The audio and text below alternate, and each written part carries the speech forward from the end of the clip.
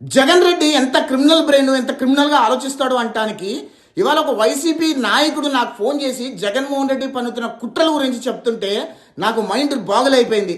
జగన్మోహన్ రెడ్డి ఏం ఆలోచిస్తున్నాడు అంటే కనుక వైసీపీ కార్యకర్తలని, నాయకులని ప్రభుత్వ అరెస్టుల నుంచి కాపాడుకోవాలి అంటే కనుక ప్రభుత్వం మీద భయంకరమైన దుష్ప్రచారం చేయాలి, ప్రభుత్వం మీద భయంకరమైన అభాండం వేయాలి.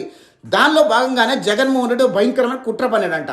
ఏంటి ఆ కుట్ర అంటే కనుక ప్రభుత్వ ఆధీనంలో ఉన్న పోసాని కృష్ణమురళిని గనక ఎలిమినేట్ చేయగలిగితే ఇది ప్రభుత్వ హత్య అని చెప్పి రాష్ట్ర వ్యాప్తంగా ఒక భయంకరమైన దుష్ప్రచారం చేసి ఆంధ్రప్రదేశ్ ప్రభుత్వం మీద ఒక వ్యతిరేకత తీసుకొచ్చి పైగా కమ్మ కమ్యూనిటీలో కూడా ఒక రిఫ్ట్ క్రియేట్ చేయొచ్చు అనే ఒక భయంకరమైన కుట్ర పడినంట.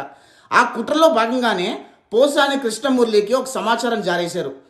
నీకు హెల్త్ బాగాలేదని చెప్పి నటిస్తే నీ హాస్పిటల్లో చేరుస్తారు అని చెప్పి ఒక సమాచారం జారేస్తే పోసాని కృష్ణమురళిని నటించి హాస్పిటల్లో చేరాడు.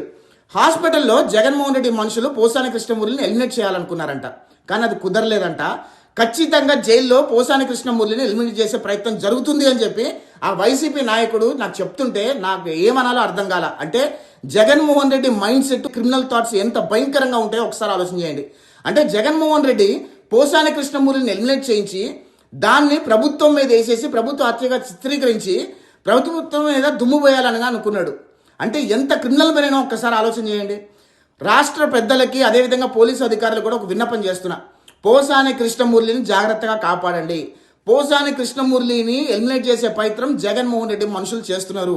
పోసాని కృష్ణమురళిని ఎలిమినేట్ చేసి ఆ హత్య ప్రభుత్వ హత్యగా చిత్రీకరించి కమ్మ సామాజిక వర్గంలో ఒక రిఫ్ట్ క్రియేట్ చేసే ప్రయత్నానికి కుట్రలు జరుగుతున్నాయనే విషయం మీ దృష్టి తీసుకొచ్చే ప్రయత్నం చేస్తున్నా.